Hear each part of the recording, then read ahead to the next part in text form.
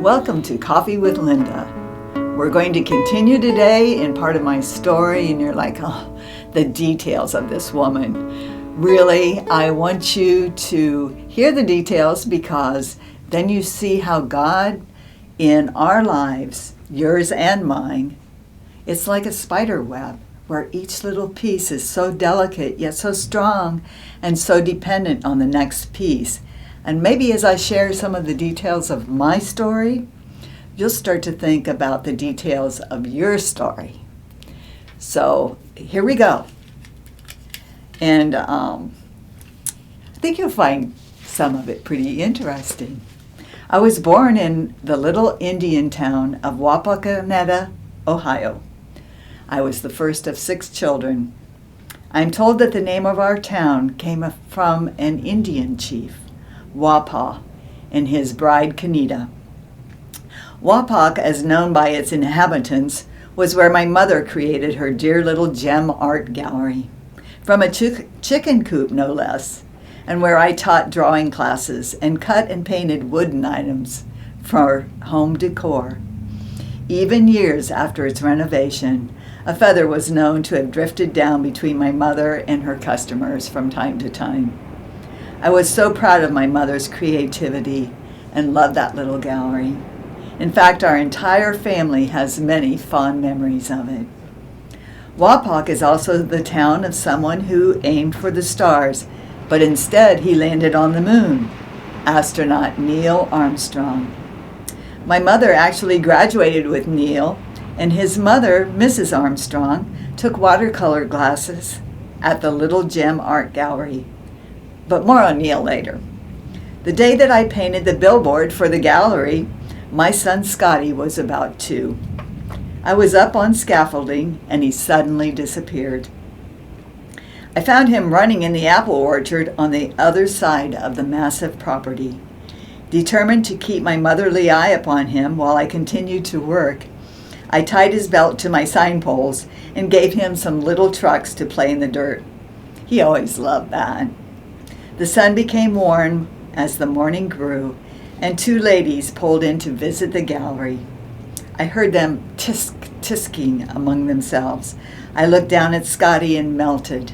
He had fallen asleep in his little dirt pile with toy trucks in hand. My sweet little boy.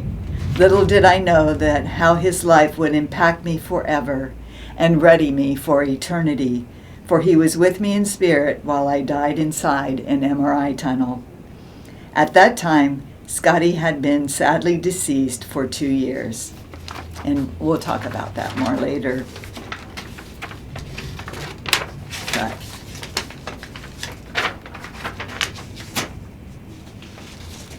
we moved from town to the country when I was about 5. It was the former big country home of my grandparents originally.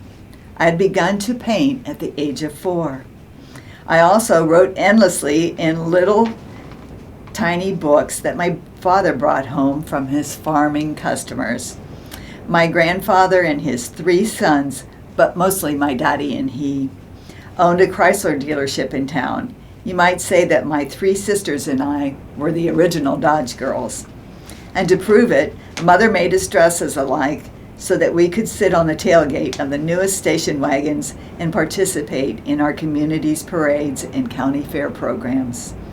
Well, we must have looked like something else, all sitting on a tailgate, which would never happen today, but we sure thought we were big stuff, especially when we wore her lovingly sewn red chiffon dresses with tiny white polka dots. In this beautiful country home, we had one big room downstairs with only linoleum flooring and cupboards full of art supplies. We were allowed to create whatever we wanted in that room. This room also accommodated all of us when we had the mumps, measles, chickenpox, and tonsillectomies. I remember Mother buying all of us red sunglasses to protect our eyes when we contracted measles. We must have been quite the sight. I'll never know how she had the energy to care for all of us. My youngest brother, at 5 years old, painted a train on the wall behind the door. I guess he was trying to hide it, if only a little bit. Even when our parents moved their bedroom down there, they didn't cover up his painting.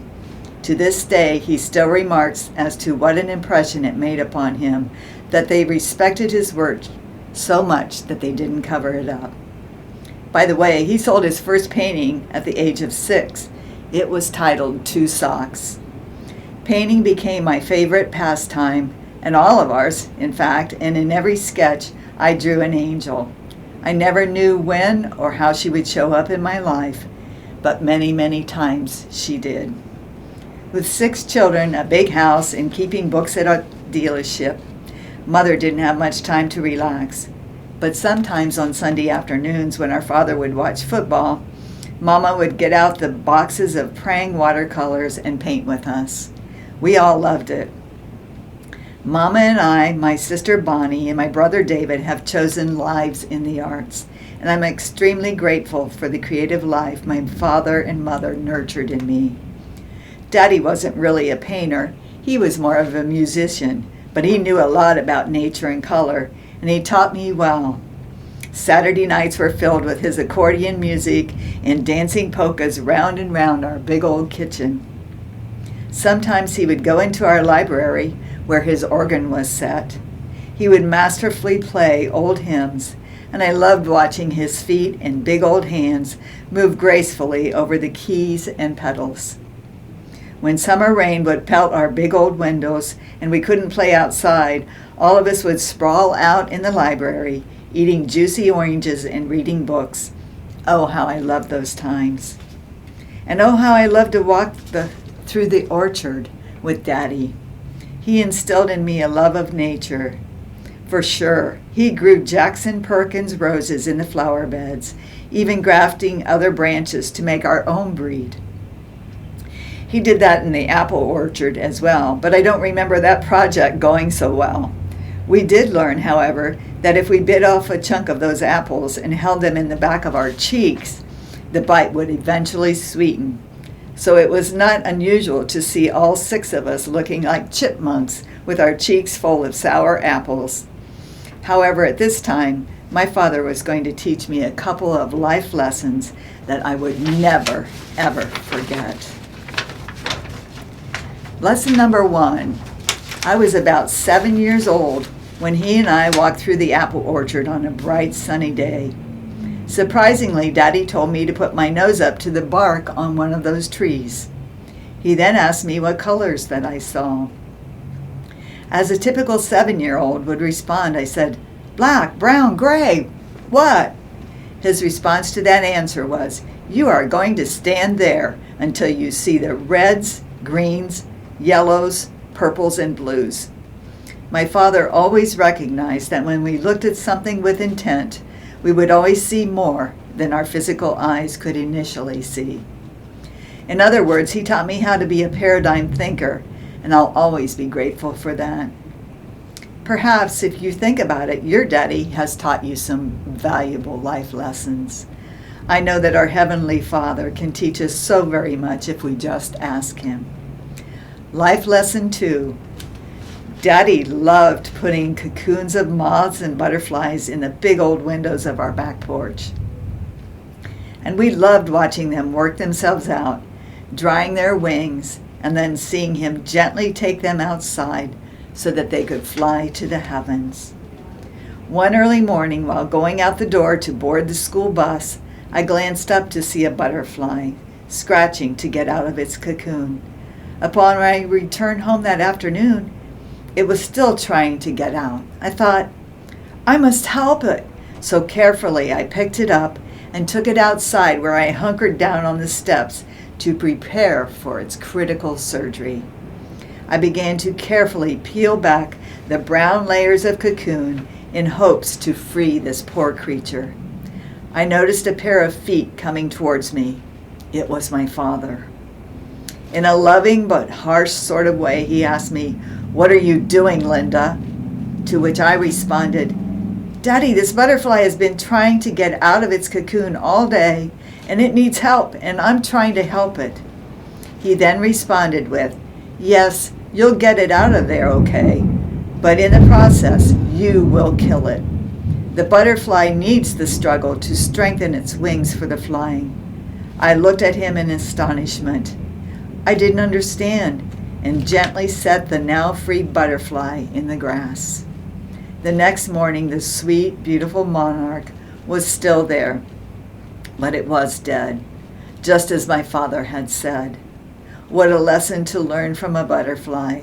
Sometimes we too need the struggle to give us the strength that we need. Thank you, Daddy, for preparing me for life's journey and the overcoming that I would require to do. At age 12, I contracted encephalitis and went into a coma. How ironic that years later, neurosurgeons would give me the same prognosis, death or a vegetative state. My grandparents were traveling and asked me to take care of their parakeet. I had cleaned its cage on Saturday and gave him fresh water and food. Unfortunately, I found him dead in the bottom of his cage that next morning. That afternoon, my siblings and I went to the city pool. I didn't feel well, however, and at dinner time, I put my head on the table. My father was a little perturbed at me and said, "If you're that tired, just go to bed." I somehow walked upstairs and did just that. I woke up in the middle of the night, deathly ill. I don't remember anything until a couple days later, when my Uncle Richard carried me down the stairs and placed me in the back of an ambulance. My mother was with me as I watched the grass go rapidly by and the siren blaring. She told me, "It's all right, Lenny. Just go back to sleep." And that's it for today's episode of Painting the Air. Au revoir, bon appetit.